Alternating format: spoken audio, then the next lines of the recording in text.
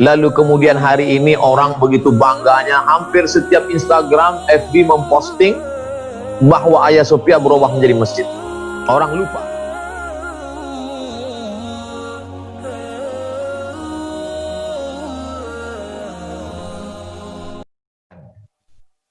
Mau tidak mau, suka tidak suka, mungkin kalah di bidang ekonomi, mungkin kalah di bidang politik, tapi jangan sampai kalah di bidang pendidikan. Kita tahu ketika Mustafa Kemal Atatürk bangkit, bagaimana azan dia robah menjadi bahasa Turki dengan alasan nasionalisme. Lalu kemudian Hagia Sophia dia robah menjadi museum. Lalu kemudian hari ini orang begitu bangganya, hampir setiap Instagram, FB memposting bahwa Hagia Sophia berubah menjadi masjid.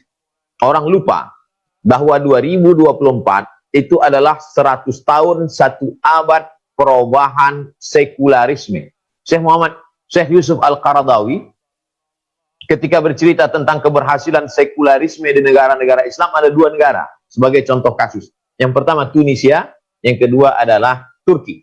Tapi apa yang terjadi pada Turki? Menjelang 4 tahun ulang tahun 1 abadnya, justru Mustafa Kemal Atatürk gagal total. Malah museum dulu sekarang berbalik kepada masjid. Artinya politik boleh kalah, tapi pendidikan tak boleh kalah. Ada satu yang dia lupakan. Dia berhasil merubah azan, dia berhasil merubah masjid jadi museum, tapi dia lupa menutup madrasah imam wa khatib. Andai saja waktu itu dia menutup madrasah imam wa khatib, dan semua ma'had-ma'had pondok pesantren ditutup, maka saya yakin dan percaya berhasillah sekularisasi di Turki. Tapi ketika dia sudah merasa powerful untuk membatalkan khalifah, menghancurkan sistem keislaman, tapi dia biarkan ini tunas-tunas hijau ini tumbuh, akhirnya tunas hijau ini menjadi batang kayu yang kokoh dan kuat. Hari ini kita melihat hasilnya. Ini pelajaran bagi kita bahwa pendidikan jangan sampai kita tinggalkan. Ada pendidikan formal, TK Al-Quran, SD Al-Quran, SMP Al-Quran, SMA Al-Quran. Bahwa nanti kelanjutannya pada S1, S2, S3 kita serahkan. Dia mau mengambil fakultas hukum, nanti dia akan buka lembaga bantuan hukum untuk ustadz-ustadz yang dikriminalisasi, untuk membela orang-orang yang dibusukkan. Bagaimana dia bisa membela hukum konvensional kalau dia tidak mengerti hukum konvensional? Dari fakultas syariah adalah Islamic law, hukum Islam, tapi kita pakai hukum Belanda, maka perlu ada sarjana-sarjana yang mengerti hukum Belanda, tapi dalam kepalanya ada Al-Quran, ada Sunnah. Perlunya kita memasukkan 5 pelajaran agama ke sekolah umum, akidah akhlak, bahasa Arab, sejarah Islam, Quran, hadis, fikih. Kami pernah mencoba ini, membisikkannya ke salah satu bupati. Bapak Bupati, bisa nggak kita masukkan 5 guru ke SMP? Gimana caranya Pak Ustadz? Angkat 5 guru. Guru Quran hadis kita ambil dari anak Usuluddin. Karena di Usuluddin itu ada namanya jurusan tafsir hadis. Tapi mereka nggak punya ijazah untuk ngajar. Bisa. Kita berikan mereka 6 bulan akta 4. Untuk guru fikih kita ambil dari anak syariah. Supaya apa? Supaya jangan sampai lembaga pendidikan Islam ini menjadi FSP, Fakultas Sepi Peminat. Ta'buhu kasir wa taswiquhu asir. Sulitnya minta ampun, pemasarannya juga minta tolong. Oleh sebab itu ini membantu. Lalu kemudian untuk bahasa Arab kita ambil dari Fakultas Tarbiyah. Memang mereka dididik untuk menjadi guru bahasa Arab. Kemudian untuk akidah akhlak kita ambil dari jurusan akidah wal falsafah. Dengan nanti akta 4. Quran hadis, akidah akhlak, bahasa Arab, sejarah Islam. Maka lalu kemudian guru tahfiznya kita ambillah dari pondok-pondok tahfiz. Maka semua bisa diberdayakan. Gaji gurunya dari mana? Pak Bupati mengeluh karena Pemda tidak bisa. Ini APBD kita sangat terbatas. Apalagi di beberapa kabupaten sudah terjadi pemotongan. Maka sesungguhnya potensi zakat. Lagi-lagi ekonomi tak bisa dipisahkan dengan pendidikan. Kalau kita mau pendidikan berkualitas, bisa 5 guru kita angkat. Dan saudara kita dari agama lain tidak akan marah, tidak menuntut. Mereka tidak akan mengatakan, loh ini hasil dari APBD, kenapa kami tidak mendapatkan 5 guru tambahan yang sama? Kita bisa mengatakan, guru ini digaji dari Badan Amil Zakat Nasional. Kesadaran ini siapa? lagi-lagi yang menyadarkan umat ini adalah da'i, dan da'i. Lewat khutbahnya, lewat tausiahnya, lewat kajian ibu-ibunya. Maka kalau bisa kita selamatkan umat dari kebodohan ini, maka akan lahirlah sarjana-sarjana sains teknologi, fakultas pertanian dan peternakan, ahli-ahli hewan dalam peternakan pertanian, ahli-ahli dalam bidang sains medis, tapi juga dalam kepalanya ada akidah akhlak, Quran hadis, bahasa Arab, sejarah Islam, tahfiz. Nah, ini semua adalah lagi-lagi peluang kita dalam pendidikan. Adapun yang sifatnya formal, non formal, kita tahu bahwa yang ikut pengajian di masjid ini pertama anak-anak muda yang baru hijrah, yang kedua orang pensiun, bahasa kasarnya orang pensiun menunggu sakaratul maut, yang ketiga orang-orang yang memang sedang mencari agama. Jadi ketika dia berusia 25 ke 30, dia lebih konsen pada bagaimana cari kerja, bagaimana punya rumah, bagaimana punya mobil, bagaimana menikah, punya anak. Tapi ketika dia sudah sampai pada umur 35 ke 40, dia mulai mencari agama. Nah, mereka inilah yang mencari pengajian, mulai duduk di masjid, di shop-shop belakang. Tapi ini non formal. Oleh sebab itu kita jangan tinggalkan ini, karena masjid juga mesti berkurikulum dan bersilabus. Jadi saya mengajak sahabat-sahabat saya untuk membuat 40 tatap muka. Quran 40 tafsir surat-surat pendek, ayat-ayat pendek. Hadis 40 hadis-hadis yang simple sederhana, 40 tatap muka. Fikih 40 kajian khilafiyah. Karena kita ingin menyelesaikan masalah khilafiyah. Bagaimana lamsul rajul lil mar'ah yang qudul wudu, apakah laki-laki perempuan bersentuhan membatalkan wudu atau tidak? Bagaimana menurut Hanafi, bagaimana menurut Maliki, bagaimana menurut Syafi'i, bagaimana menurut Hambali, apa dalilnya, bagaimana menurut qasahnya, bagaimana tarjihnya. Sehingga simple, sederhana, 40 tatap muka, tapi masyarakat cerdas. Sehingga nanti kalau ada orang mengungkit-ungkit, membangkit-bangkit lagi, masyarakat sudah tahu, itu sudah basi, sudah kami kaji kemarin dari berbagai aspeknya.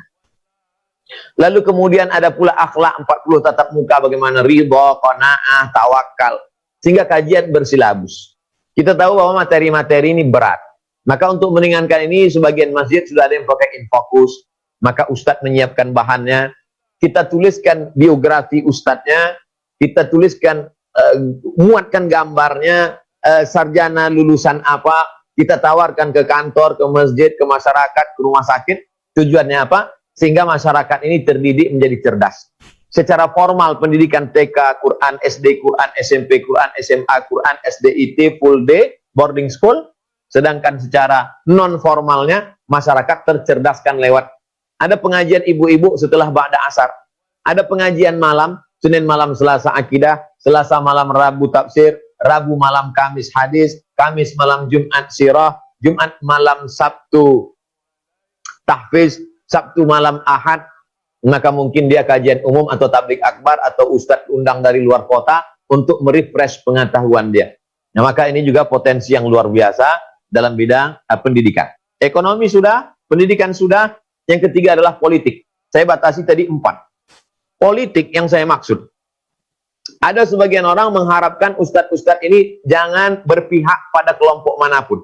Karena nanti akan berbahaya pada dakwah. Saya tidak salahkan itu. Tapi saya pribadi, kalau melihat di suatu daerah, kabupaten, kota, provinsi, saya melihat untung ruginya dakwah. Kalau orang ini naik menjadi bupati, Basnas akan terbantu, Islamic Center akan terbangun, program dakwah akan berjalan. Maka saya, terserah bagi yang tidak setuju dengan saya, maka saat itu saya memberikan support, memberikan endorse, memberikan pilihan. Itu ijtihad saya. Karena menurut saya, mesti ada pilihan. Tapi ada kalanya juga saya tidak menentukan pilihan.